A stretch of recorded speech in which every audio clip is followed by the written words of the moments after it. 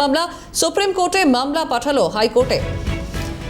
Supreme court মামলা পাঠালো হাইকোর্টে এবং কলকাতা হাইকোর্টে পাঠালো মামলা। আর্জিকর মামলা পাঠানো হলো হাইকোর্টে। কর্মরত চিকিৎসক ধর্ষণ ও খুনের মামলা, সেই মামলা পাঠানো হলো সুপ্রিম কোর্ট থেকে এবার হাইকোর্টে।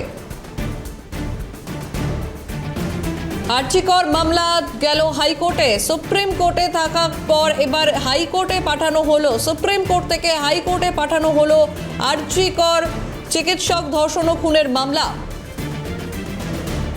কর্মরত চিকিৎসক ধর্ষণ ও খুনের মামলা, সেই মামলা ইতিমধ্যে সুপ্রিম কোর্ট থেকে গেল হাইকোর্টে।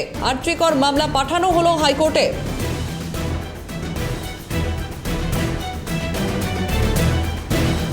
কর্মরত চিকিৎসকের ধর্ষণ ও খুনের মামলা, আর্জিকর সেই মামলা পাঠালো হাইকোর্টে এবং সুপ্রিম কোর্ট সেই মামলা পাঠালো হাইকোর্টে পাঠালো এবং আর্জিকরের এই মামলা গেল হাইকোর্টে।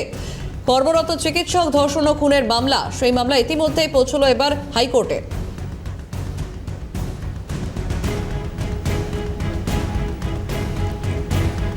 সুপ্রিম কোর্টে মামলা, কলকাতা হাইকোর্টে পাঠালো আর্জিকর মামলা গেল হাইকোর্টে।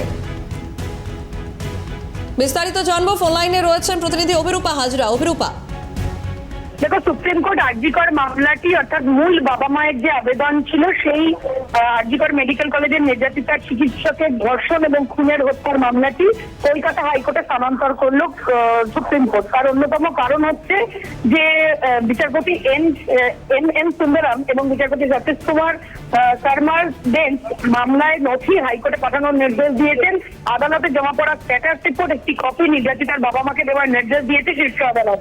এবং শীর্ষ আদালত বলেছে যে যেহেতু এটা কলকাতা সারাউন্ডেড সমস্যা, তাই কলকাতা হাইকোর্টে এই মামলাটি বিচার হওয়া প্রয়োজন রয়েছে এবং যত তাড়াতাড়ি সম্ভব আরজিকরের নির্যাতিতার মা বাবার এই যে আবেদন, সেই ক্ষেত্রে মূল খুন এবং ধর্ষণের মামলাটি যত তাড়াতাড়ি সম্ভব শেষ করার নির্দেশিকা দিয়েছে সুপ্রিম কোর্ট।